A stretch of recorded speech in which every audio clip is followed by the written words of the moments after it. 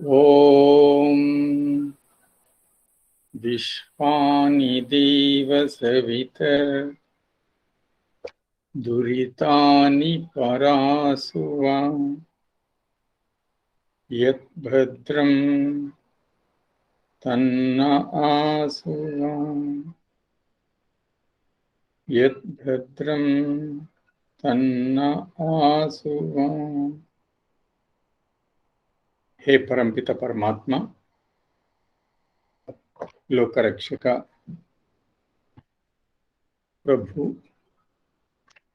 सच्चिदानंद स्वरूप, समस्त दोषములను దూరం చేయము ప్రభు. కళ్యాణకరమైనటువంటి మంగళకరమైనటువంటి పదార్థములను అందరికీ ప్రసాదించుము తండ్రి. అట్టి జ్ఞానమును అందరికీ ప్రసాదింపుము. నీకు అనేక నమస్కారములు, నీకు శతకోటి నమస్కారములు తండ్రి.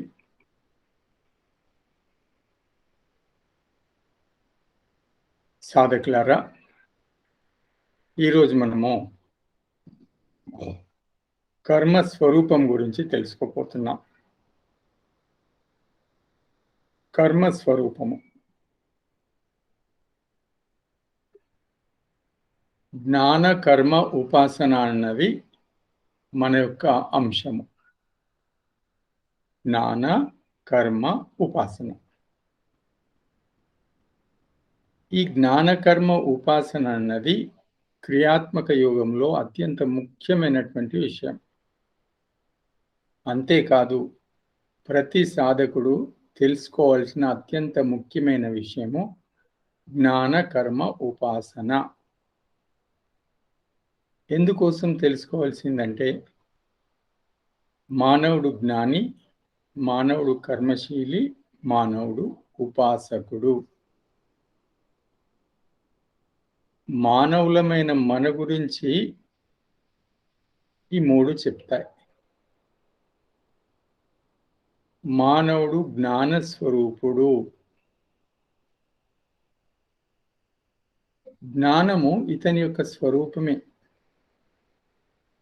మానవుడు కర్మశీలి, కర్మలు చేయకుండా ఉండలేడు. అలాగే మానవుడు నిత్య ఉపాసకుడు. ఈ మూడు మానవుని గుణములు, ఆత్మ గుణములు అని కొందరు చెప్తారు. ఇంకొందరైతే ఈ మూడు మానవుని యొక్క శక్తులనే చెప్తారు. మానవుని శక్తులే. మరి ఏవైతే మన యొక్క మూడు శక్తులో వాటి గురించి మనం తెలుసుకుంటే వాటిని సరిగ్గా ఉపయోగించవచ్చు. దీంట్లో భాగంగా జ్ఞాన కర్మ ఉపాసనల్లో జ్ఞానం గురించి గత 4 సత్సంగాల్లో తెలుసుకున్నాం. ఈరోజు కర్మ గురించి తెలుసుకుంటున్నాం. కర్మ మన స్వరూపంలో భాగం, మన శక్తి స్వరూపం. కర్మలు చేయకుండా మానవుడు ఉండలేడు. కాబట్టి ఈరోజు సత్సంగంలో మనం అసలు కర్మ అంటే ఏంటి, కర్మకు మానవునికి ఆత్మకున్న సంబంధం ఏంటి, కర్మల వల్ల ఏం జరుగుతుంది, కర్మలు ఎన్ని రకాలు ఉంటాయి, ఇవన్నీ విషయాలు మనం తెలుసుకుంటాం. ఇక దీంట్లో విషయం ఏంటంటే, ఇంతకుముందే నేను చెప్పాను, కర్మ అనున్నది మానవుని యొక్క అతని గుణమే అని కొందరు చెప్తే, లేదు అతని శక్తి స్వరూపం అని కొందరు అంటారు. ఏదైనా మనలోని ఒక భాగమే, అనగా ఆత్మ యొక్క ఒక శక్తి స్వరూపమే కర్మ. కర్మ అంటే ఏంటిది? రకరకాలుగా వ్యక్తులకు అర్థమైతే, కర్మ అంటే పని. ఇంత సులభంగా అర్థం చేసుకోవాలి. కర్మ చేయుట అంటే పని చేయుట. కర్మ అంటే పని. కార్యము అన్నా అదే, పని అన్నా అదే. మనం చేసే కార్యాలు, మనం చేసే పనులు, వీటినే కర్మలు అంటారు. మరి ఈ కర్మలు మానవుడు తప్పకుండా చేయాల్సిందే. ఏమేంటి అవి? అన్నీ కర్మలే.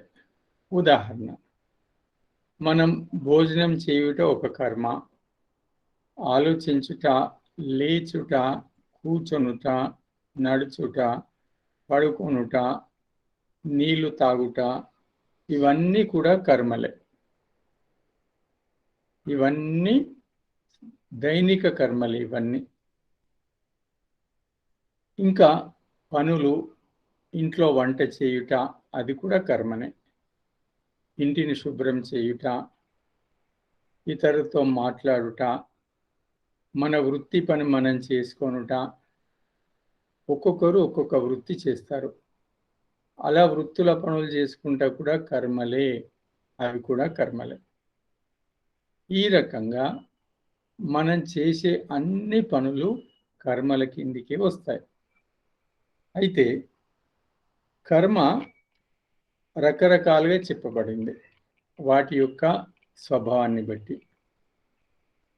మొదట కర్మ అంటే పనులు. ఒకటే గుర్తుంచుకోండి, కర్మ అంటే పనులు. మానవుడు చేసే పనులను కర్మ అంటారు. ఎందుకంటే ఆత్మ యొక్క లక్షణాల్లో ఒక లక్షణము ప్రయత్నము. ఇప్పుడు ఇతడు ప్రయత్నం చేస్తూనే ఉంటాడు. అంటే కర్మలు చేస్తూనే. ఇంకో విషయం, కర్మలు చేయకుండా మన జీవితము ఒక గంట కూడా నడవలేదు. ఎందుకంటే మన అవసరాలు పూర్తి చేయుట కోసమైనా కర్మలు చేయాలి. ఉదాహరణ, శ్వాస ప్రతి నిమిషం తీసుకోవాలి, దాన్ని కూడా కర్మనే అంటారు. కళ్ళతో చూడాలి, అది కూడా కర్మనే. చెవులతో వినాలి, అది కూడా కర్మనే. ఆలోచించాలి, అది కూడా కర్మనే. ఈ రకంగా మానవుడు తనకు అవసరమైన కర్మలే కావచ్చు, చేయకుండా ఉండలేడు. అతని అవసరాలు పూర్తి చేయటాని కోసం అతడు పనులు చేయాల్సిందే. చూడడము, వినడము, శ్వాస తీసుకోవడము, కూర్చోవడము, లేవడము, ఇవన్నీ కూడా కర్మలే, అనగా పనులే. కాబట్టి మానవ జీవితమే కర్మయుక్తం. అయితే ఈ కర్మకు మానవుని జీవితానికి ఎలాంటి సంబంధం ఉందో మనం తెలుసుకోబోతున్నాం. మొట్టమొదటి, కర్మలు అనేక రకాలుగా ఉన్నాయి. మొదటి 3 రకాల కర్మలు మీకు తెలియజేస్తాను. అవి మానసిక కర్మ 1, వాచిక కర్మ 2, శారీరక కర్మ 3. ఈ రకంగా పనులు 3 రకాలు. మనసుతో చేసే పనులు, మాటతో చేసే పనులు, శరీరంతో చేసే పనులు అని పనులు 3 రకాలు. కొందరు అనుకుంటారు శరీరంతో చేస్తేనే పనులేమో అని. కాదు కాదు, ఆలోచించేటి కూడా పనులే, మాటతో చేసే కూడా పనులే. కాబట్టి మొట్టమొదటి మానసిక కర్మ అంటే ఏంటిదంటే, మన మనసుతో ఏమేమి ఆలోచిస్తామో అవన్నీ కూడా పనులే, వాటన్నిటిని కర్మలే అంటారు. మనం ఏమి ఆలోచిస్తే అదొక కర్మ. మనం పాజిటివ్గా ఆలోచించవచ్చు, నెగటివ్గా ఆలోచించవచ్చు. మనకు పనికొచ్చే విధంగా ఆలోచించవచ్చు, పనికిరాని విధంగా కూడా ఆలోచించవచ్చు. అవన్నీ కర్మలే. అలాగే ఓంకారాన్ని జపించుట కూడా కర్మనే.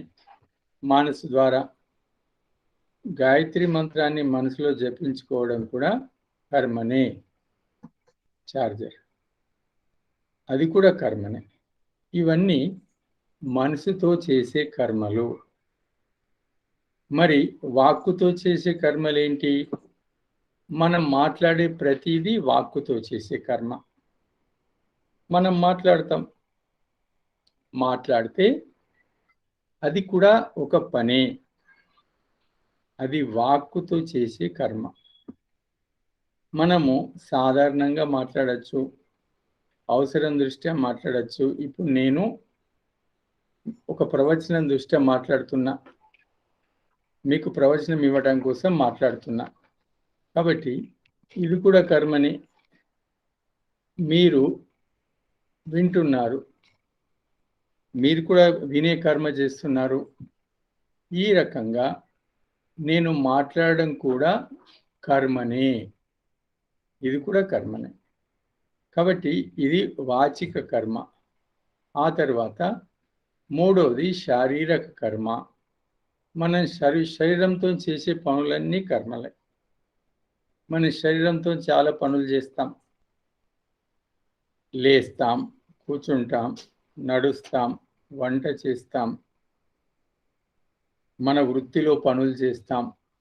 ఇవన్నిటిని కూడా శారీరక కర్మలు అంటారు.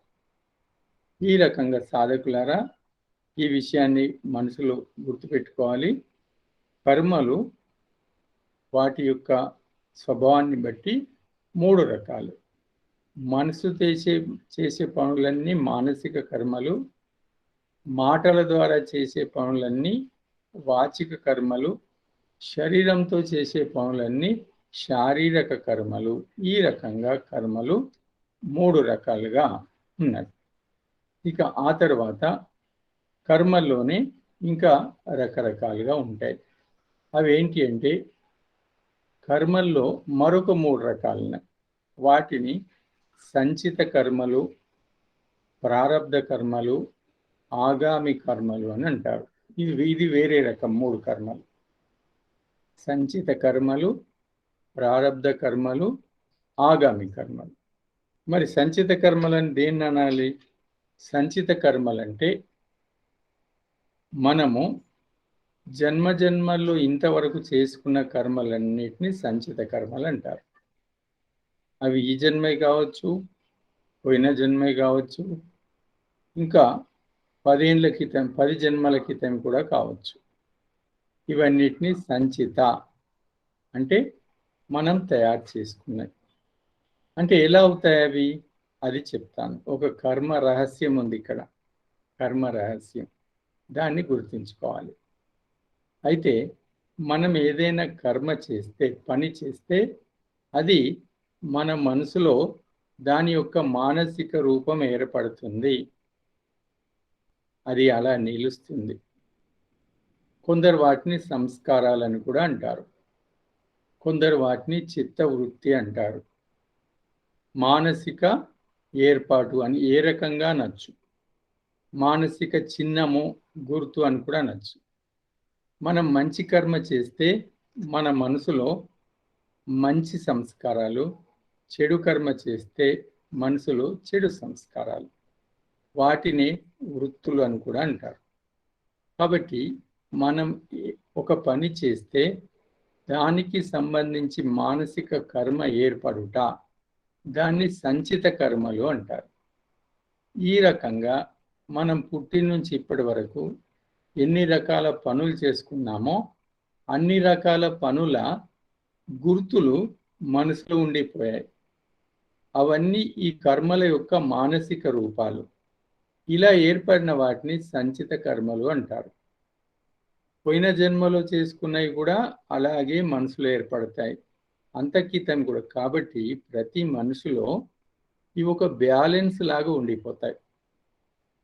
వీటిని సంచిత కర్మలు అనగా మనం ఇప్పటి వరకు ఏమేమి చేసుకున్నామో వాటి యొక్క మానసిక రూపాలు, వీటిని సంచిత కర్మలు అంటారు.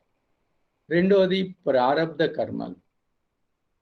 మరి దేన్ని ప్రారబ్ధ కర్మ అనాలా?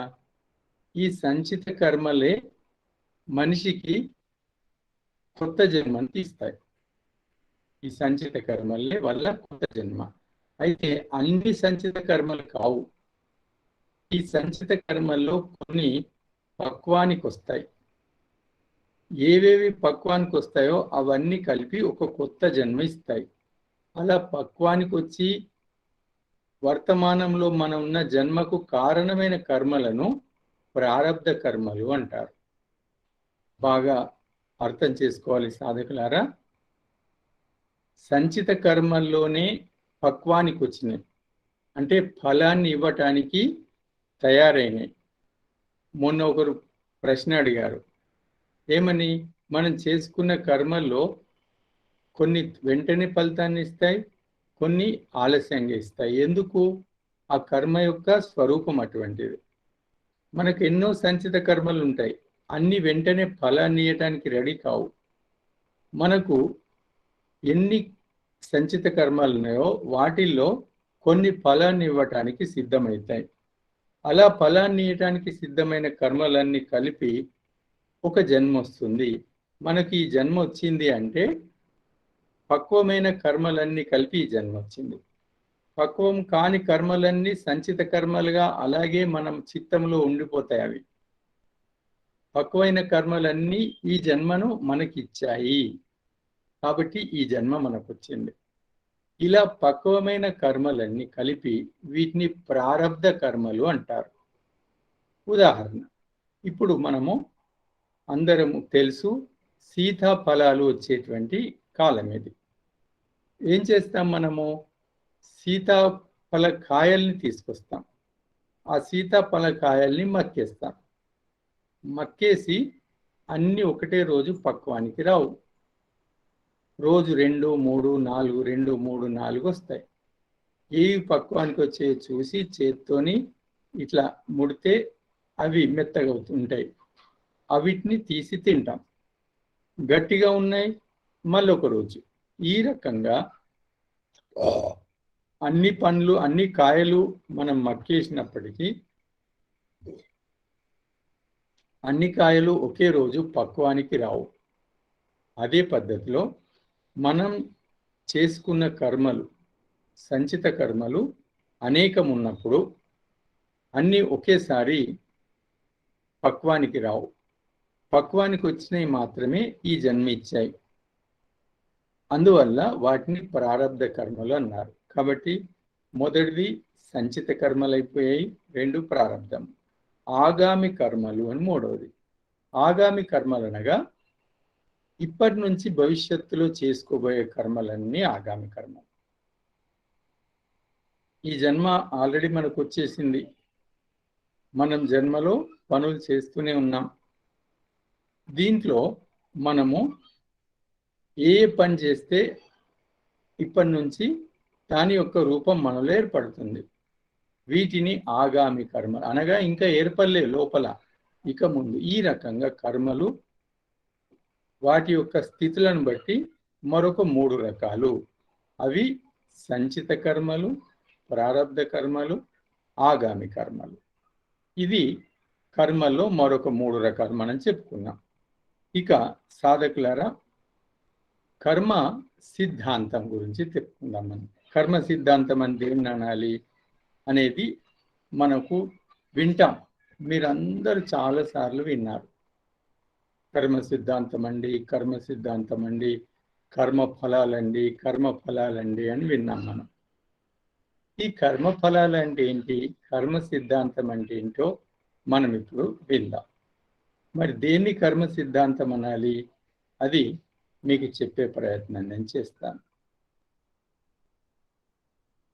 ఇంతకుముందు నేను చెప్పినట్టుగా మనము 3 రకాల కర్మలు చేస్తాం. శరీరంతో కర్మలు చేస్తాం, మాట ద్వారా కర్మలు చేస్తాం, అలాగే మనసు ద్వారా కర్మలు చేస్తాం. కాబట్టి మానసిక కర్మలు, వాచిక కర్మలు, శారీరక కర్మలు 3 రకాలు. ఇవి 3 రకాలైనప్పటికీ మనం ఈ 3తో దేనితో చేసినా దీని యొక్క రూపం మానసిక రూపం ఏర్పడుతుంది. అయితే మనము ఒక కార్యం చేశాం, ఆ కార్యం యొక్క మానసిక రూపం మనసులో ఏర్పడుతుంది. అది సంచిత కర్మగా మారుతుంది. అది మనం ఎప్పుడో ఒకసారి తప్పకుండా ఆ ఫలితాన్ని అనుభవించాల్సిందే. మానవుడు తాను చేసిన పని యొక్క ఫలితాన్ని తప్పకుండా అనుభవించవలసిందే. దీని కర్మ సిద్ధాంతం అంటారు. కర్మ సిద్ధాంతం అంటే ఏంటిది? అతడు మంచి పని చేసుకుంటే అతని లోపల మంచి సంస్కారం ఏర్పడుతుంది. దాని యొక్క ఫలితాన్ని అతడు ఒకరోజు అనుభవించవలసిందే. మానవుడు చెడు పని చేసుకుంటే అతని లోపల చెడు సంస్కారం ఏర్పడుతుంది. ఒకరోజు అతడు ఆ చెడు సంస్కారాన్ని అనుభవించవలసిందే. దీన్నే కర్మ సిద్ధాంతం అంటారు. కర్మ సిద్ధాంతం అంటే వేరే ఏదో కానే కాదు. నీవు చేసిన పని యొక్క ఫలితాన్ని నీవు తప్పకుండా అనుభవించవలసిందే. అది మంచిదైనా చెడుదైనా తప్పక అనుభవించవలసిందే. దీన్ని కర్మ సిద్ధాంతం అని అంటారు. ఏ రకంగా? ఇంతకుముందు నేను చెప్పినట్టుగా మనము శరీరం ద్వారా కర్మ చేయవచ్చు, మనసు ద్వారా చేయవచ్చు, మాట ద్వారా చేయవచ్చు. దాని యొక్క రూపము మన చిత్తములో మనసులో ఏర్పడుతుంది. అనగా మానసిక కర్మ అక్కడ రికార్డ్ అవుతుంది. మీకు అందరికీ తెలుసు, టేప్ రికార్డర్ ఉంటుంది. మనం ఏది మాట్లాడితే అది రికార్డ్ అవుతుంది అక్కడ. అలాగే మన మనసు యొక్క పరిస్థితి ఎట్లుంటుందంటే, మనం ఏమన్నా పని చేయని దాని రికార్డు మనసులో ఏర్పడుతుంది. అదే మానసిక కర్మగా ఉండిపోతుంది. వాటినే కొందరు వృత్తులు అంటారు, వాటిని సంచిత కర్మలు అంటారు. ఏ విధంగా మనము బ్యాంకులో డిపాజిట్ చేసుకుంటే ఆ డిపాజిట్ మన పేరు మీదనే ఉంటుందో, మనం చేసిన పనుల యొక్క డిపాజిట్ మనసులో ఏర్పడుతుంది. మంచి పనులకు మంచి డిపాజిట్ ఏర్పడుతుంది, చెడు పనులకు చెడు తప్పకుండా ఏర్పడుతుంది. దీన్ని కర్మ సిద్ధాంతం అంటారు. ఇది మనం గుర్తుంచుకోవాలి. అయితే మనము కర్మల యొక్క ఫలితాన్ని బట్టి కర్మ మరొక 2 రకాలు ఉంటుంది. అది కూడా మీకు తెలియజేస్తాను. కర్మ దాని యొక్క స్వరూపాన్ని బట్టి మరొక 2 రకాలు. అదేంటంటే సకామ కర్మ, నిష్కామ కర్మ. ఇది కూడా చాలా ముఖ్యమైనది. సకామ కర్మ, నిష్కామ కర్మ. మరి దేన్ని సకామ కర్మ అనాలి, దేన్ని నిష్కామ కర్మ అనాలి? ఈరోజు మనం అది తెలుసుకుందాం.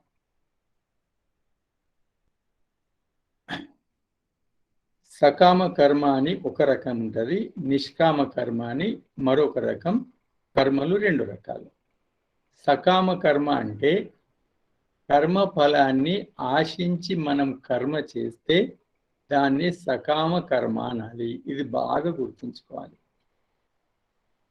సకామ అనగా కోరికయుక్తంగా కర్మ చేయుట, పని చేయుట. సకామ కర్మ కోరిక, ఫలాన్ని ఆశించి పని చేయుట. ఫలాన్ని ఆశించి పని చేస్తే అది సకామ కర్మ అవుతుంది. ఫలమును ఆశించకుండా పని చేస్తే అది నిష్కామ కర్మ అవుతుంది. కానీ రెండింట్లలో చాలా తేడా ఉంది. చాలా అంటే చాలా తేడా ఉంది. సకామ కర్మల వల్ల మన మనసులో వృత్తులు ఏర్పడతాయి. అనగా మానసిక కర్మ యొక్క మానసిక స్థితి ఏర్పడుతుంది, సంస్కారం ఏర్పడుతుంది. నిష్కామ కర్మ చేస్తే దాని యొక్క మానసిక కర్మ రూపం ఏర్పడదు. చాలా రహస్యం ఇది, కర్మ రహస్యం, చాలా పెద్ద రహస్యం. యోగులందరూ నిష్కామ కర్మలు చేశారు. స్వయంగా శ్రీకృష్ణుడు తాను నిష్కామ కర్మ గురి బోధించి తను స్వయంగా నిష్కామ కర్మ చేశాడు. నిష్కామ కర్మ వల్ల కర్మ ఫలాలు నీకు అంటవు. ఇది కర్మ రహస్యం. నిష్కామ కర్మ నీకు కర్మఫలం అంటదు. ఆ కర్మఫలం నువ్వు భోగించాల్సిన అవసరం లేదు. సకామ కర్మ నీకు కర్మఫలం అంటుతుంది.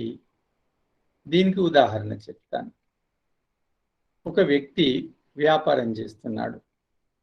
వ్యాపారం చేసి ఫలాన్ని ఆశిస్తా అంటే లాభం ఆశించి వ్యాపారం చేస్తాడు. దాంట్లో లాభాన్ని పొందుతాడు.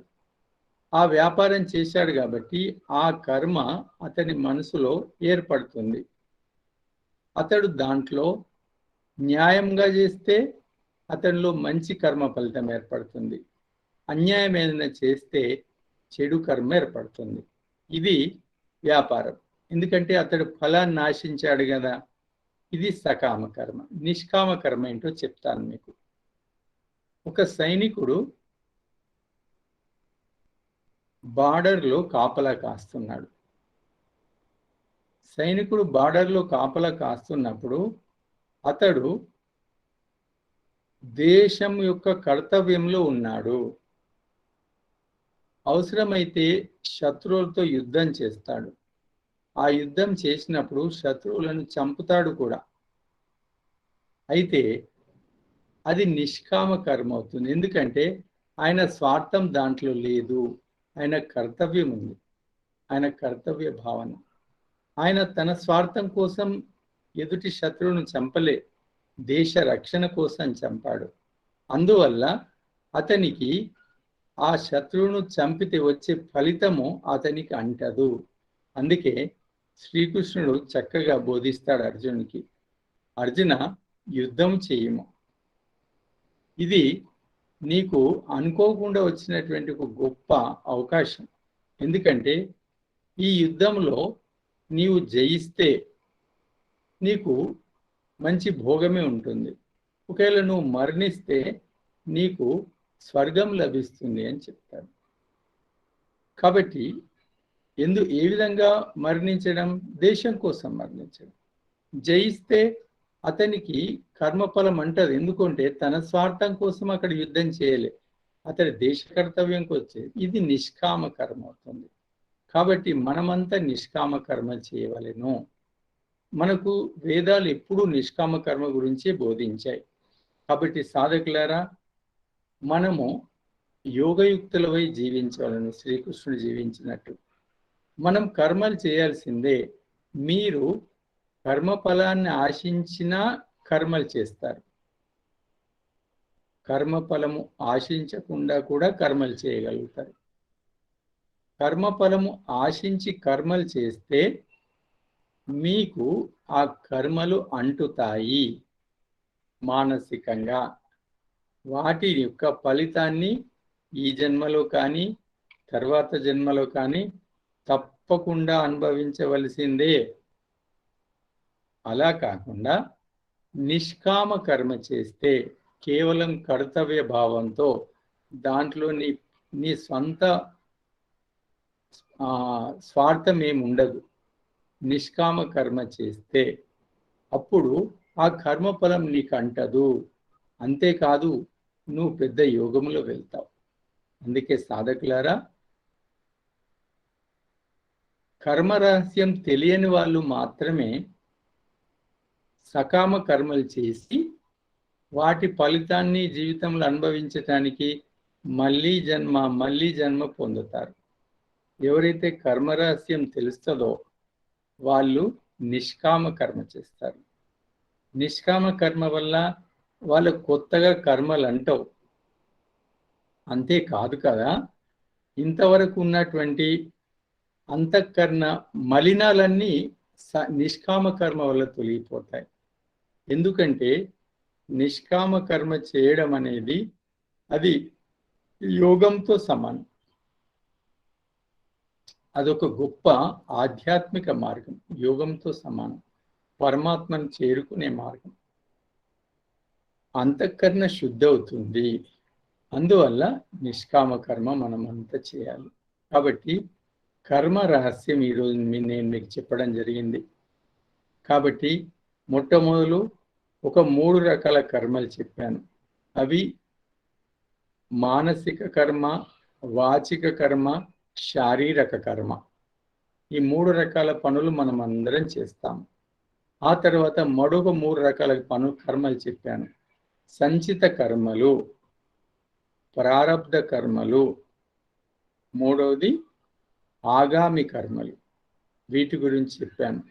ఆ తర్వాత 2 రకాల కర్మలు చెప్పాను. సకామ కర్మలు, నిష్కామ కర్మలు. సకామ కర్మలు కర్మ బంధనంలో పడేస్తాయి. నిష్కామ కర్మలు మనకు కర్మ బంధనము అంటదు. యోగులందరూ నిష్కామ కర్మ చేస్తారు. యోగం తెలియని వాళ్ళు సకామ కర్మ చేసి దుఃఖాలకు లోనవుతారు. ఎందుకంటే మానవునికి దుఃఖానికి కారణము అతడు చేసుకున్నటువంటి దోషయుక్త కర్మలే అతన్ని ఏడిపిస్తాయి. అదే మనం నిష్కామ కర్మ చేసుకుంటే మనకు కర్మఫలమే అంటది. ఈ రకంగా ఈ 2 రకాలు మీకు చెప్పాను. ఇక శాస్త్రంలో కూడా కర్మ గురించి చాలా చెప్పబడింది. ఏమేం చెప్పబడిందో మీకు ప్రమాణాలతో చెప్పడానికి నేను ప్రయత్నం చేస్తాను. శ్రేయశ్చ ప్రేయశ్చ మనుష్యమేతః అని శాస్త్రం చెప్తుంది. ఏంటిదట? ఈ లోకం నందు ప్రవర్తించుటకు మానవునకు శ్రేయో మార్గము, ప్రేయో మార్గము అనే 2 మార్గాలు కలవు. ఈ లోకంలో మానవుడు మనం ప్రజలందరినీ ఒకవేళ చూస్తే 2 విధాల్లో జీవిస్తున్నారు. కొందరు శ్రేయో మార్గంలో జీవిస్తే కొందరు ప్రేయో మార్గంలో. అంటే ఏంటిది? దేన్ని శ్రేయో మార్గం, దేన్ని ప్రేయో మార్గం అనాలి? అది చెప్తాను మీకు. ప్రేయో మార్గము అంటే వాళ్లకు ఇష్టమైన పనులు చేస్తూ జీవించుట. దీన్ని ప్రేయో మార్గం అంటారు. వాళ్ళకి అది ఇష్టం కాబట్టి అదే చేస్తారు. ఉదయము వాళ్ళకి 7 గంటలకు 8 గంటలకు లేవడం ఇష్టమైతే అప్పటి వరకు అలాగే పడుకొని 7 గంటలకు 8 గంటలకు లేస్తారు. ఎందుకు? నాకు అది ఇష్టము 7 గంటల దాకా పడుకోవడం, 7:30 దాకా పడుకోవడం, కాబట్టి నేను పడుకుంటా. రాత్రి 12 గంటల దాకా తెలివితోనే ఉంటారు. ఎందుకు? నాకు 12 గంటల దాకా ఇష్టం, టీవీ సీరియల్స్ వస్తాయి చూస్తా, కాబట్టి నేను 12 గంటలకే పడుకుంటా. ఈ రకంగా తమ ఇష్టాన్ని బట్టి నడుచుకుంటా. అన్నమే తింటారు, బాగా మసాలాలు వేసుకొని అవి తింటారు. మరి ఏమంటారు? నాకు మసాలా వంట అంటేనే ఇష్టం, నేను అలాంటిదే చేసుకుంటా, నేను అలాంటిదే తింటా అంటారు. దీన్నంతా ప్రేయో మార్గము అంటారు. ప్రేయో మార్గం అంటే మనకు ప్రియమైన విధంగా చేస్తూ జీవించుట. లోకంలో ఎక్కువ మంది ప్రేయో మార్గం ఉంటారు. రెండవది శ్రేయో మార్గం. శ్రేయో మార్గం అంటే మనము ఏ రకంగా జీవిస్తే, ఏ రకమైన పనులు చేస్తే మనకు జీవితానికి మంచిదో అలాంటి పనులు మాత్రమే చేయుట. మన జీవితానికి మనం ఏ రకంగా వ్యవహరిస్తే, పనులు చేస్తే మంచిదో అలా ఉండడాన్ని శ్రేయో మార్గం అంటారు. ఉదాహరణ, లోకంలో అనుభవజ్ఞులు అందరు చెప్పారు, ఉదయం పూట లేస్తే మంచిది, 5 గంటలకు 5:30 కనీసం 6 లోపల లేవాలి, అలా లేస్తే మంచిదని చెప్పారు. అలా లేచి చూస్తే నిజానికి మంచిగా ఉన్నది, అదే బాగుంది. 5:30, 6, 5 గంటల నుంచి 5:30, 6 మధ్యలో లేవడం. 4:30 లేచే వాళ్ళు కూడా ఉన్నారు. కనీసం 5, 5:30, 6కు లేస్తే ఆరోగ్యం బాగుంటుంది. లేచి చూశాడు, బాగుంటుంది. కాబట్టి మన మంచి అనేది ఉదయం పూట లేవడంలో ఉంది. కాబట్టి అలాగే లేచుట, దీన్ని శ్రేయో మార్గం అంటారు. రాత్రి 10 వరకు పడుకుంటే మంచిది. ఎందుకంటే మంచి నిద్ర వస్తుంది మనకు. రాత్రి 10, 9:30 లేదా 10 అలా పడుకుంటే మంచిది. 11, 12 మంచిది కాదు. కాబట్టి పడుకొని చూశాడు, రోజు రాత్రి 10 గంటలకు అంటే మంచి సౌండ్ స్లీప్ వస్తుంది. అందువల్ల రాత్రి 10 గంటల వరకు పడుకోవడం అనే ఏర్పాటు చేసుకున్నాడు. అలా చేసుకునేసరికి అతనికి మంచి నిద్ర వస్తుంది, ఆరోగ్యం బాగుంది.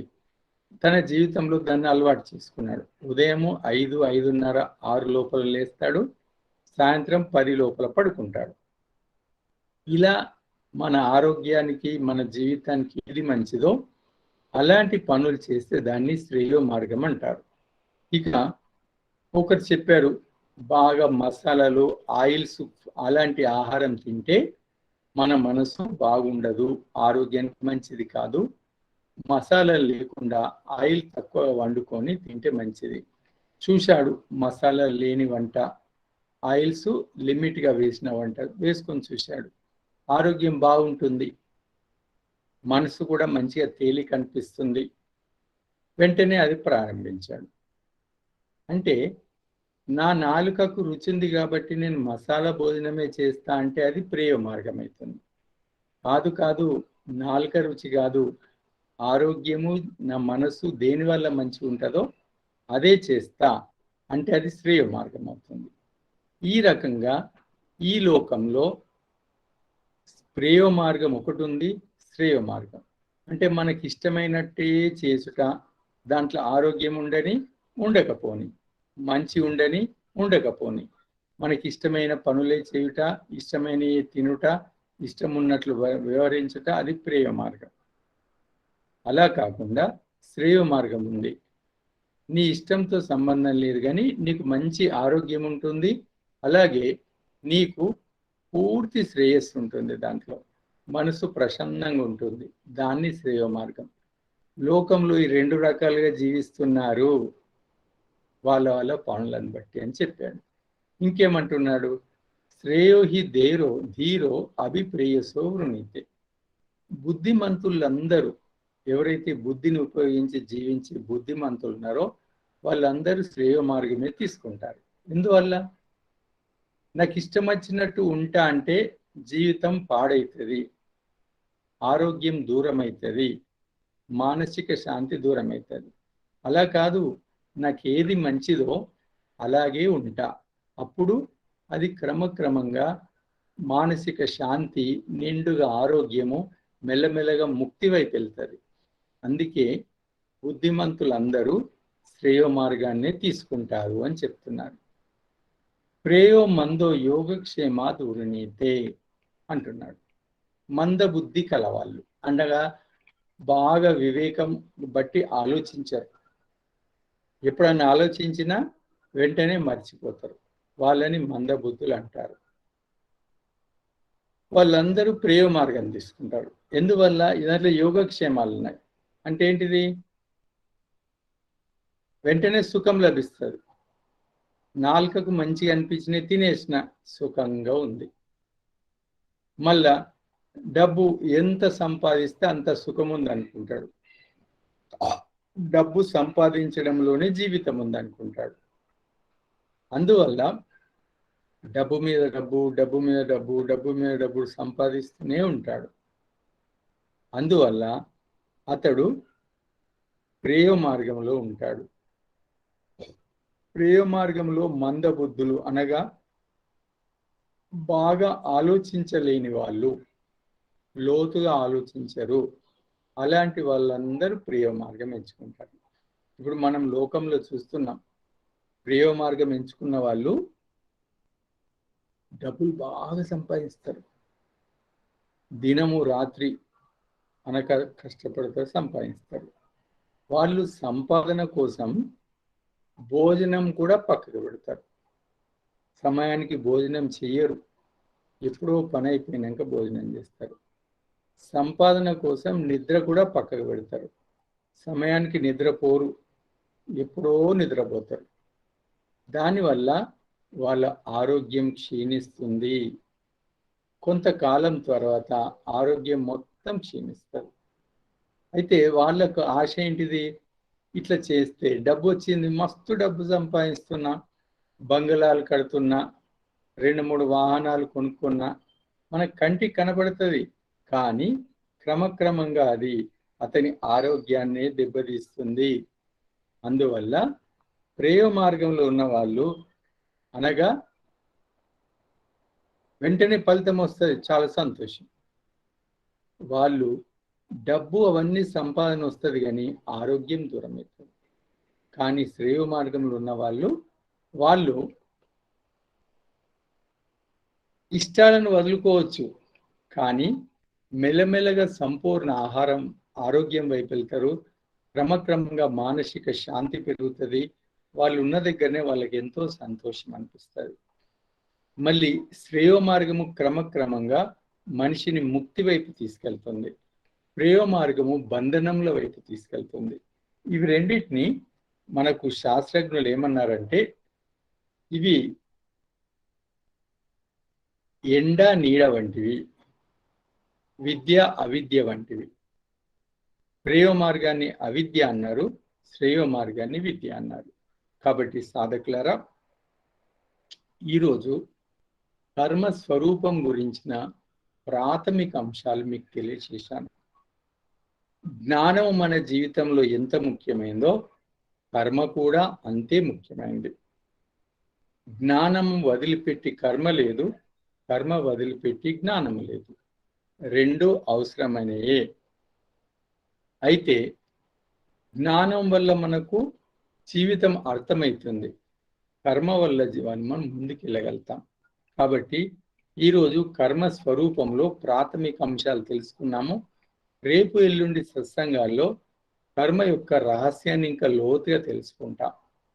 దీనివల్ల మీకు ఏమవుతుంది, కర్మలు ఎలా చేయాలి అనేది మీకు బాగా అర్థమవుతుంది. మనం చేసే పనులనే సకామ కర్మ చేస్తే తగులుకుంటాం, నిష్కామ కర్మ చేస్తే తగులుకోము. చూడండి, మనకు అనారోగ్యాలు పెరుగుతాయి. ఉదాహరణ, బీపీ పెరుగుతుంది. మనం చేసే పనులలో వచ్చే ఒత్తిడి వల్ల బీపీ పెరుగుతుంది. ఈరోజు ప్రపంచంలోని మనుషులకు ఉన్న సమస్యల్లో ఒక పెద్ద సమస్య మెంటల్ స్ట్రెస్ అంటారు, అనగా మానసిక ఒత్తిడి. ఇది ఎలా తయారైంది? అతడు చేసే పనులలో ఒత్తిడిని పెంచుకున్నాడు, అందువల్ల మానసిక ఒత్తిడి మొదలైంది.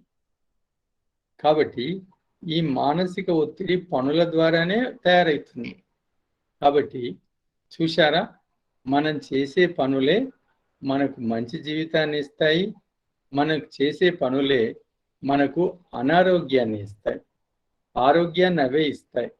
మనం చేసే పనులే మనకు అశాంతిని ఇస్తాయి, మనం చేసే పనులే మనకు శాంతిని ఇస్తాయి. దీన్ని కర్మ రహస్యము అంటారు. కాబట్టి ఈరోజు కర్మ రహస్యం యొక్క ప్రాథమిక అంశాలు చెప్పాను. రేపు ఎల్లుండి తర్వాత సత్సంగాల్లో కర్మ రహస్యం యొక్క లోతైన చెప్తాను. మీరందరూ తెలుసుకొని ఇవన్నీ ఆచరించాలి. ఈ కర్మ రహస్యాన్ని తెలుసుకొని ఆచరించే వాళ్ళని కర్మయోగులు అంటారు. కర్మయోగులు. కాబట్టి మనమంతా కర్మయోగులు కావాలి. శ్రీకృష్ణుడు కర్మయోగి, మహర్షి దయానందుడు కర్మయోగి, శ్రీరామచంద్రుడు కర్మయోగి. మనం కూడా కర్మయోగులం కావాలి. ఎందుకంటే ఎలాగో పనులు చేస్తాం, ఆ పనులను పద్ధతి ప్రకారం చేస్తే మనం యోగులం అవుతాం. మన ఇష్ట ప్రకారం చేస్తే మనము కర్మబంధనంలో పడతాం. కాబట్టి మనమంతా కర్మయోగులం అవుదాం. ఈ విషయాన్ని ఈరోజు మనం చెప్పుకున్నాం. ఇక ఇంతకుముందు సత్సంగంలో మీకు నేను ఈ నవరాత్రుల గురించి చెప్పాను. ఈ నవరాత్రుల్లో మీరంతా దైవ చింతనలో గడపండి, క్రియాత్మక యోగంలో గడపండి. క్రియాత్మక యోగంలో అంటే సమయాన్ని తీసి చక్కగా ఓంకార స్మరణ, ఓంకార జపం చేయండి. ఓంకార పరమాత్మ యొక్క స్మరణము, ఓంకార పరమాత్మ యొక్క జపాన్ని మీరు చేయండి అని చెప్పాను. ధ్యానం, ఉపాసన, అలాగే గాయత్రి మంత్రాన్ని కూడా చేయండి అని చెప్పాను. దాంతోపాటు మీరు నిత్య జీవితంలో సమయాన్ని తీసి వేద పఠనము, శాస్త్ర పఠనము, లేదా భగవద్గీత పఠనము, మీ దగ్గర భక్తి గ్రంథాలు ఏముంటే వాటిని పఠనం చేయండి అని చెప్పాను. ఈరోజు కర్మల గురించి చెప్పాను. దీన్ని మీరు ఆచరించండి. ఈ నవరాత్రుల్లో ప్రారంభిస్తే ముందు కూడా మీరు కర్మరహస్యం తెలుసుకుంటున్నాం కాబట్టి కర్మయోగం కూడా ప్రారంభించండి. ఈ విషయం చెప్తూ నేను ముగిస్తున్నాను. శాంతి పాఠం తర్వాత ఎవరైనా మాట్లాడచ్చు. ఓం ద్యౌ శాంతిరంతరిక్షం శాంతి పృథివీ శాంతిరాప శాంతి ఓషధయ శాంతి వనస్పతే శాంతిర్విశ్వే దేవాః శాంతి బ్రహ్మ శాంతి సర్వం శాంతి శాంతిరేవ శాంతి సామా శాంతిరేతి. ఓం శాంతి శాంతి శాంతి.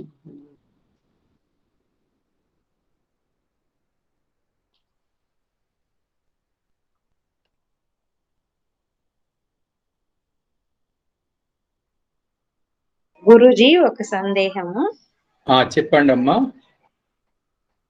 ఇప్పుడు కర్మలను చెయ్యడము నిష్కామ కర్మ సకామ కర్మ అన్నారు కదా గురూజీ. ఏదైనా దానం చేస్తాము, ఏదైనా మంచి ఒకరికి సహాయం చేస్తాము అంటే ప్రతిఫలం ఆశించకుండా పుణ్యం రావాలని చేస్తాం అనుకోండి, మనసులో పుణ్యం వస్తుంది అన్న భావనతోటి, అది తప్ప ఏం కాదు అలా అనుకోవడం? అయితే మనము ఇది నా కర్తవ్యము, ఒక దైవ కార్యం జరుగుతుంది, నేను దైవ కార్యానికి నడవటానికి నేను ఆర్థికంగా దానం ఇస్తున్నాను, ఇది నా కర్తవ్యము అని చేస్తే అది నిష్కామ కర్మ అవుతుంది. అలా కాకుండా నేను దైవ కార్యానికి నేను దానం చేస్తున్నా నాకు పుణ్యం లభిస్తుంది అంటే సకామ కర్మ అవుతుంది. అయితే అదే గురుజీ, మనసులో అయితే అప్పుడు అనుకుంటాం పుణ్యం వస్తుంది అన్న ఉద్దేశంతో అట్లా. అయితే చెప్తానమ్మా, మీరు పుణ్యం వస్తుంది అనుకుంటే ఎంత పుణ్యం వస్తుందో, మీరు పుణ్యం వస్తుంది అనుకోకపోతే అంతకన్నా ఎక్కువ పుణ్యం వస్తుంది. ఇది కర్మ రహస్యం, ఇది కర్మ రహస్యం. మనము ఒక దైవ కార్యం నడుస్తున్నప్పుడు దానికి కొంత డబ్బు దానం చేస్తే, మీరు మంచి పనికి దానం చేశారు కాబట్టి మీకు పుణ్యం ఎట్లయినా వస్తుంది. మీరు పుణ్యం వస్తుంది అనుకున్నా పుణ్యం వస్తుంది, మీరు పుణ్యం వస్తుంది అనుకోకుండా పుణ్యం వస్తుంది. కానీ పుణ్యం వస్తుంది అనుకుంటేనేమో బంధనం ఏర్పడుతుంది. ఇక్కడ పుణ్యము అనుకోకుండా ఇది నా కర్తవ్యము, దైవ కార్యంలో సహకరించడం అనుకుంటే మీకు అట్లా కూడా పుణ్యం వస్తుంది, కానీ కర్మబంధనం ఉండదు. కాబట్టి పుణ్యం వస్తుంది అని అనుకొని చేయకుండా, పుణ్యం వస్తుంది అని అనుకోకుండానే ఇది నా కర్తవ్యం అని చేస్తే పుణ్యానికి పుణ్యము వచ్చే తర్వాత బంధనం కూడా ఉండదు. సరే గురూజీ, ఇప్పటి నుంచి ప్రయత్నం అలాగే ప్రయత్నం చేస్తాం గురూజీ. మంచిదమ్మా, తప్పకుండా చేయండి. చాలా సంతోషం. స్వామీజీ నమస్తే. నమస్తే జీ. యాదగిరి. యాదగిరి గారు మాట్లాడండి. దానము మనకు ఇప్పుడు దానం కూడా మనకు చాలా మనం చూస్తున్నాం. దానం తీసుకుంటూ దానం తీసుకున్నాక తాగుడు, తినుడు, తిరుగుడు, దుర్మార్గమైన పనులు చేసుడు ఉన్నది. అటువంటి దానికి దానం ఇవ్వచ్చా, ఇవ్వకూడదా? వారు చూడనీకి దీనులుగా, అనాథలుగా ఆ డబ్బులు అడుక్కొని ఏదో చేస్తుంటారు. వాళ్ళని ఎట్లా మనము వాళ్ళకి ఇచ్చితే మరి అది మంచి పద్ధతి లేకపోతే చెడు పద్ధతి? చెప్తాను, అది కూడా చెప్తాను. దానం చేయాలి, కానీ మనము యోగ్యమైన దానమే చేయాలి. యోగ్యులకు మాత్రమే చేయాలి, అయోగ్యులకు దానం చేయకూడదు. యోగ్యమైన దానం అంటే ఏంటంటే దైవ కార్యాలు నడుస్తున్నాయి, అక్కడ దానం చేయాలి. 10 మందికి ఉపయోగపడుతుంది, అక్కడ దానం చేయాలి. మంచి పనులు నడుస్తున్నాయి, అక్కడ దానం చేయాలి. దీన్ని యోగ్యమైన దానం అంటారు. దీనివల్ల మనం చేసిన దానం ఉపయోగపడుతుంది. అయోగ్యమైన దానం అంటే ఇప్పుడు మీరు చెప్పినట్టుగా మనం ఎవరికైతే దానం చేస్తామో అది దురుపయోగం చేయబడుతుంది, అయోగ్యం. కాబట్టి దానం చేసే ముందే మనము ఇది యోగ్యమా అయోగ్యమా చూడాలి. అయోగ్య దానం చేయకూడదు, యోగ్యులకు మాత్రమే దానం చేయవలెను. ఇది గుర్తుంచుకోవాలి. యోగ్యులు అనేది తెలవడం చాలా కష్టం కదా స్వామీజీ. మనం దాన్ని జడ్జిమెంట్ చేయలేం కదా. వాని ఆలకం చూసి అది చూసి ఇది చూసి చేస్తాం. అయితే వాలకం చూసి మనం చేయొచ్చు, కానీ ఆలోచించాలి. ఇతడు ఆచరణ సరిగా ఉందా లేకపోతే కపటం ఉందా అది గుర్తించాలి. ఒక్కొక్కసారి తెలియక అయోగ్యులకు దానం చేస్తాం. తెలియక జరిగితే అది వేరే. తెలిసి చేయకూడదు. తెలిసి చేయకూడదు. తెలియక ఎప్పుడో ఒకసారి జరిగిపోతే ఆపేసేయాలి. ఒకసారి చేశాం, వాళ్ళు అయోగ్యులని తెలిసింది, రెండవసారి చేయకూడదు. ఈ బయట వాళ్ళు ఉన్న వాళ్ళు స్వామీజీ, బయట వాళ్ళు చాలా మంది అడుక్కుంటుంటారు. వాళ్ళకు పరమాత్ముడు కర్మఫలం ఇస్తున్నట్ట, లేక మనం దానం చేసి వాళ్ళ కర్మఫలాన్ని మనం తీసేస్తున్నట్ట స్వామీజీ? అయితే మనకు భూతయజ్ఞం అని పంచమహాయజ్ఞాలు ఒకటి ఉంది. అంటే అర్థం ఏంటంటే, మనము పశువులకు పక్షులకు ఆహారాన్ని ఇవ్వాలి. అలాగే మానవుల్లో కుంటి వాళ్ళు, గుడ్డి వాళ్ళు ఉన్నారు, చేతగాని వాళ్ళు ఉన్నారు.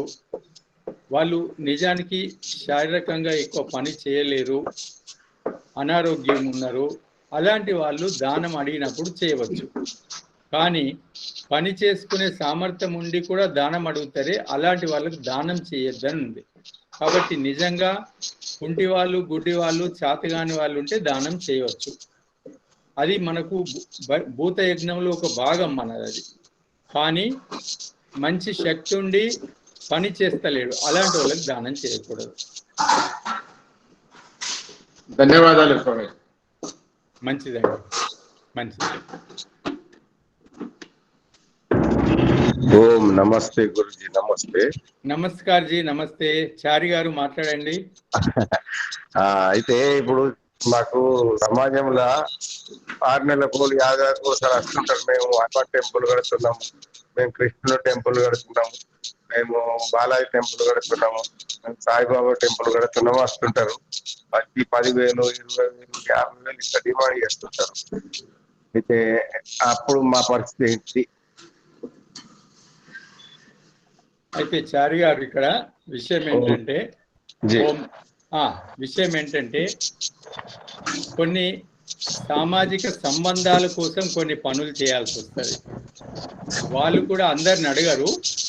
సమాజంలో కొంత ప్రతిష్ఠితమైన వ్యక్తులు అడుగుతారు. వాళ్ళు వచ్చి కొన్ని సామాజిక సంబంధాల కోసం కొన్ని దానం చేయాల్సి వస్తుంది.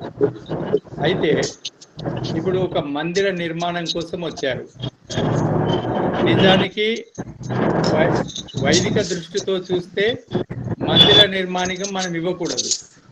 కానీ అక్కడ వైదికం కాకుండా మీకు సంబంధాలు ఉంటాయి, దాంట్లో మీ స్నేహితులు కూడా ఉంటారు. వాళ్ళ ముఖం చూసి కొన్ని చేయక తప్పదు. అంటే ఇక్కడ వ్యవహారికత మనం తీసుకోవాలి. వ్యవహారం, మీతోని వాళ్ళకి పనులు ఉంటాయి, వాళ్ళతో మీకు పనులు ఉంటాయి. కాకపోతే 20,000-25,000 ఇచ్చే దగ్గర 5,000తోనో 2,000తోనో అలా మనం గడిపిస్తేయాలి. కాకపోతే నిజానికి మందిర నిర్మాణం ఉంది, ఇవ్వవచ్చు. లేదా అన్నదానం చేస్తారు మందిరంలో, తప్పదు. కాకపోతే పెద్ద పెద్ద అమౌంట్లు కాకుండా చిన్న చిన్న అమౌంట్లు ఇవ్వవచ్చు. అయితే మీతో సంబంధం ఉన్న స్నేహితులు దాంట్లో ఉంటారు, వాళ్ళ ముఖం చూసి ఇవ్వాల్సి వస్తుంది, అంతే. ఇంకా వేరే విషయం కాదు. మరి దాని ఫలితం మనము నిష్కామంగా ఇవ్వాలి. కేవలము ఒక దైవ కార్యం జరుగుతుంది కాబట్టి ఇస్తున్నా, ఒక మందిర నిర్మాణము 10 మందికి ఉపయోగపడుతుంది, నా కర్తవ్యం ఇస్తున్నా, లేదు ఈరోజు అక్కడ భోజనాలు ఏర్పాటు ఉంది అందువల్ల ఇస్తున్నా అని ఇస్తే మనకు ఇబ్బంది లేదు. ధన్యవాదాలు. మంచిదండి, మంచిది. స్వామీజీ నమస్తే. నమస్తే జీ. విశ్వనాథం గారు మాట్లాడండి. అదే దానాలంటే రకరకాలు ఉంటాయి. పాత్రకి దానం చేయాలని పెద్దలు చెప్పేవాళ్ళు. అవును. అదే పాత్ర అనేది దానం చేస్తే మనకు అవును. అయితే సమాజం ఉన్నప్పుడు అవన్నీ తప్పించుకోలేదు, అందరినీ సాటిస్ఫాక్షన్ చేయాల్సి వస్తుంది.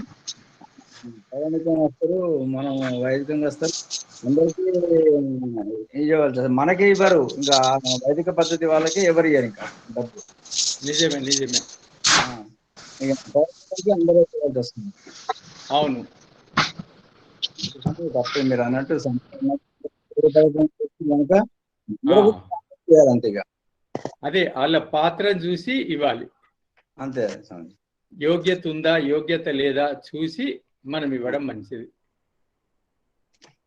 నిజమేనండి, నిజమే, మంచిదండి. మంచిది. నమస్తే.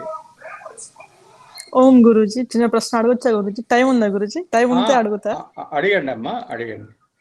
గురూజీ, మనిషి అంటే మనిషికి ఇష్టాలు ఉండకూడదా గురూజీ? మీరు చెప్పారు కదా ఇది ప్రేయో మార్గం గురించి. ఇష్టమైన పనులు చేస్తూ జీవించేవాడిని ప్రేయో మార్గంని ఫాలో చేస్తున్నారు. సో మనిషి అనే వాడికి ఇష్టాలు ఉండకూడదా? చెప్తానమ్మా, చెప్తాను. మొట్టమొదలు నా ఇష్టము, ఇది నా ఇష్టం అని అనుకుంటాం. నా ఇష్టం అంటే నేను అనేది వస్తుంది అక్కడ. నేను అనేది ఏంటిది అని మనం ప్రశ్నించుకోవాలి. నేను అనేదాన్ని మొత్తం తెలుసుకోవాలి. నేను ఈ శరీరమా, నేను ఈ మనసా, నేను ఆత్మనా? ఈ మూడింటిని ప్రశ్నించుకుంటే నేను ఆత్మను అనేది సరైన జవాబు. నేను శరీరం అని అనుకుంటే అది పూర్తి జవాబు కాదు. నేను మనస్సుని మాత్రమే అనుకుంటే అది కూడా పూర్తి జవాబు. నేను ఆత్మను. మన ఆత్మ బాగుంటే శరీరం మనసు కూడా బాగుంటుంది. ఆత్మకు ఏది మంచిదో అది మనం చేస్తే దాంట్లో శరీరం మంచి ఉంటుంది, మనసు మంచి కూడా ఉంటుంది. అలా కాకుండా నా మనసుకు మంచిదేదో అదే చేస్తా అని గిట మనం అనుకుంటే అది ఆత్మకు పనికొచ్చేవచ్చు, ఆత్మకు పనికిరాంది కూడా కావచ్చు. నా శరీరానికి ఇది మంచిది కాబట్టి ఇది నేను చేస్తా అని ఒకరు అనుకున్నారు. నా శరీరానికి ఇది మంచిది. నీ శరీరానికి మంచిది కావచ్చు, నీకు ఆత్మకు మంచిది కావచ్చు, కాకపోవచ్చు. ఇది మనం ఆలోచించాలి. సాధారణ వ్యక్తులందరూ శరీరం మనసుకే ప్రియారిటీ ఇస్తారు. అలా శరీరానికి మనసుకు ప్రియారిటీ ఇవ్వడం వల్ల వాళ్ళు బీపీలు షుగర్లు పెంచుకుంటున్నారు. అది జీవితాన్ని నరకంలోకి తీసుకెళ్తుంది. అలా కాకుండా శరీరానికి మనసుకు మంచిదేదో ఆలోచించుడే, కానీ అది ఆత్మకు మంచిదా కాదా ఆలోచించాలి. మనం ఆత్మకు మంచిదైంది మాత్రమే చేయాలి. ఆత్మకు మంచిది కాంది అది మనసుకు ఇష్టమైన చేయకూడదు. కాబట్టి మనము నా ఇష్టము అంటే ఆత్మకు ఇష్టమైందా? మనం వైదికులం, భగవన్ మార్గంలో ఉన్న వాళ్ళం. మనం ఆత్మను కాపాడుకోవడం ముఖ్యమైంది. ఈ శరీరం ఏంటిదమ్మా, ఈ జన్మలో వచ్చింది, మళ్ళీ వచ్చే జన్మలో ఇంకోటి వస్తుంది. కాబట్టి కొద్దిగా బుద్ధిమంతులైన శరీరం మనసు కన్నా ఆత్మకు ప్రియారిటీ ఇస్తారు. ఒక ముఖ్యమైన మాట చెప్తున్నా, మనకు ఆత్మశాంతి ఎంతో గొప్పది, ఆత్మసుఖం ఎంతో గొప్పది. ఒక మాట ఏంటంటే శారీరక సుఖము మానసిక సుఖం రెండు ఉంటాయి, కానీ ఆత్మసుఖము అన్నిటికన్నా గొప్పది. ఆత్మసుఖం తెలిసిన వాళ్ళు శారీరక మానసిక సుఖాల మీద లెక్క పెట్టారు. ఎందుకంటే శారీరక మానసిక సుఖాలు అప్పుడు మనకు మంచిగా అనిపిస్తాయి, మెల్లమెల్లగా రోగాలకు దారితీస్తాయి. అలా కాకుండా ఆత్మసుఖం అంటే ఏంటిదో మనకు గురువులు చెప్తారు.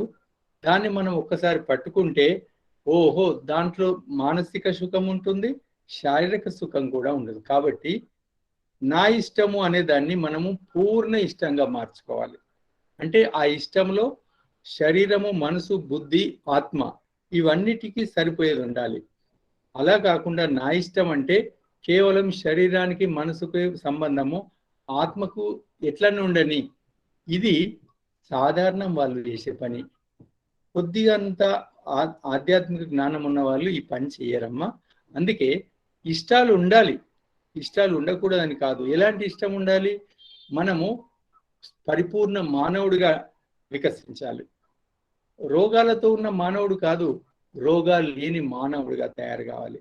బలహీనమైన మానవుడు కాదు, శక్తివంతమైన మానవుడుగా. ఈ విధంగా మన ఇష్టము పూర్ణ జీవితాన్ని ఆశించేది ఉండాలి, కానీ కష్టాలతో పాక్షిక జీవితాన్ని ఆశించే ఇష్టాలు ఉండకూడదమ్మా.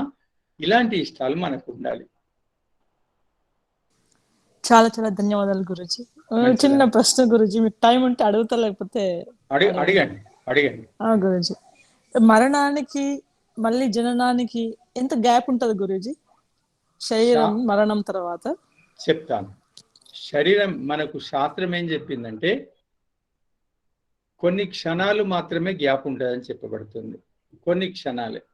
ఎందుకంటే మరణించిన పిదప శరీరం నుంచి ఆత్మ వెళ్ళిపోయి వెంటనే కర్మఫలాన్ని అనుసరించి మరొక శరీరంకి వెళ్ళిపోతుంది. ఈ లోకంలో ప్రతి నిమిషము అనేక మంది తల్లులు గర్భం ధరించి ఉంటారు.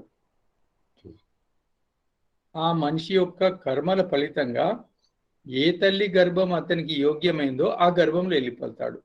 కాబట్టి కొన్ని క్షణాలు మాత్రమే అని చెప్పబడింది. అయితే ఎవరైతే విశేష కర్మలు చేసుకొని విశేష పుణ్యం సంపాదించారో వాళ్ళకు యోగ్యమైన తల్లి గర్భాలు లేకపోతే కొన్ని ఎక్కువ క్షణాలు ఆగుతుంది.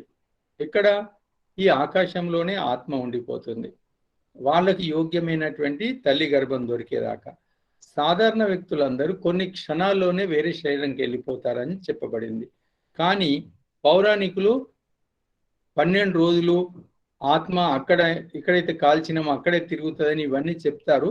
అవన్నీ కట్టుకథలు మాత్రమే అని మన ఋషులందరూ చెప్పారు. కాబట్టి కొన్ని క్షణాల్లోనే మరొక శరీరంలోకి వెళ్ళిపోతుందమ్మా. చాలా చాలా ధన్యవాదాలు గురుజీ. మంచిదమ్మా. మామయ్య చాలా ధన్యవాదాలు. స్వాగతం. మనసుకు అనుకూలం చాలా బాగా చెప్పిండ్రు. ఆత్మకు అనుకూలమైన పనులు చేయడము దేవతల లక్షణాలు, శరీరం మనసుకు అనుకూలమైన పనులు ఇక మనం అనొద్దు. చాలా క్లారిటీ ఇచ్చిండ్రు, చాలా బాగా చెప్పిండ్రు. చాలా చాలా ధన్యవాదాలు. ప్రతిది కూడా నిష్కామ కర్మ, సకామ కర్మ. కానీ నిష్కామ కర్మ ఉన్నత స్థాయి వాళ్ళది కదా మామయ్య, అది అర్థం కాదు కదా అందరికి. మరి ఎట్లా? అయితే ఉత్తిష్టత, జాగ్రత్త, ప్రాప్యవరాన్న బోధత అని చెప్పబడింది. నీవెప్పుడు ఉత్తములైన గురువులను అనుసరించి జీవించు, ఉత్తములను వదిలి సత్సంగత్యం అంటే సద్గురువులను అనుసరించి నువ్వు జీవిస్తే నీవు సన్మార్గం ఎప్పుడూ వదలవు. ఎందుకంటే మన చుట్టూన్న లోకం మనల్ని అనేక భ్రమలకు గురి చేస్తుంది. రెండవది, మన సంచిత కర్మలు ఏవైతే ఉన్నాయో అవి మనల్ని ఎప్పుడు వేరే వైపు లాగుతాయి. అలా లాగకుండా ఉండాలంటే నీవు సద్గురువులతో, ఎవరైతే పరమాత్మతో జోడింపబడిన అనుభవజ్ఞులైన గురువులు ఉన్నారో వాళ్ళతో జోడించుకుంటే వాళ్ళు నిత్యము నీకు సత్సాంగత్యం ఉండడం వల్ల సత్విచారాలే నీకు వస్తాయి. అందుకే ఉత్తిష్టత, జాగ్రత్త, ప్రాప్యవరాన్ని బోధత. సరే మామయ్య, చాలా ధన్యవాదాలు. చాలా ధన్యవాదాలు మామయ్య. స్వాగతం, సుస్వాగతం.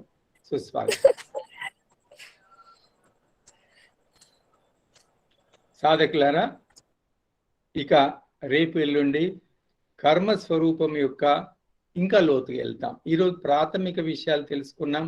మన నిత్య జీవితంలో కర్మ అనేది అత్యంత ముఖ్యమైనది.